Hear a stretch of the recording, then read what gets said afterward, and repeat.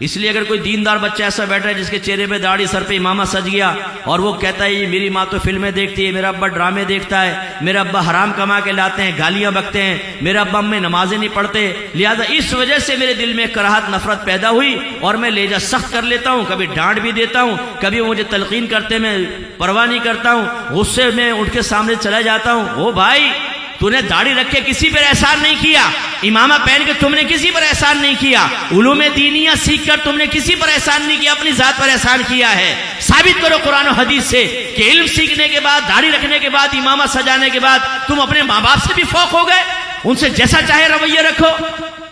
माँ बाप पर गुस्सा करने की वजह क्या है? जी ये नाफरमानी कर रहे हैं, तो तुम क्या कर रहे हो? तुम भी तो नाफरमानी कर रहे हो। अल्लाह ने तो हुक्म दिया था माँ बाप से उफ से बात भी ना करो। इसलिए जो बच्चे बैठे हुए हैं, अगर मैं पेरेंट्स के मुतालिक कोई बात कहता हूं, दो जिहत से सुने। एक तो ये कि हमारा कोई लेना देना नहीं, मुफ्ती साहब जाने, हमारे वालिदैन जाने, नंबर 1। नंबर 2 जो मैं कहता हूं वो इसलिए भी कहता हूं जो यहां अनमैरिड बैठे हुए हैं, बेटा अनकरीब आपने भी शादी करनी है, आप शोहर बनोगे, फिर बच्चा पैदा होगा, आप बाप बन जाओगे।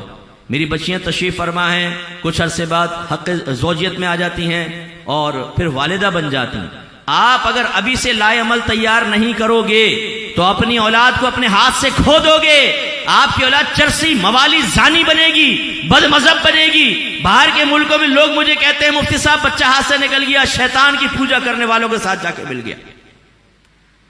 लड़कियां गैर मुस्लिमीन से निकाह कर रही हैं, उन्हें मुसलमान किए बगैर, कोई सिख से, कोई हिंदू से, कोई क्रिश्चियन से, कोई यहूदी से शादियां कर रही हैं। माँ बाप परेशान है, सर पकड़ के बैठे हुए हैं।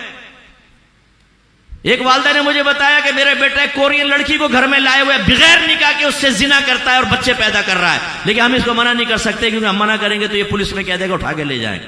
अमेरिका के अंदर बेबस माँ बाप, इसलिए हम आपको समझाते हैं अगर आपके माँ बाप ने कोई कोताही की है, उनकी गिरफ्त ना करें। आप ये कहें कि मैं इंशाल्लाह ऐसा नहीं करूंगा।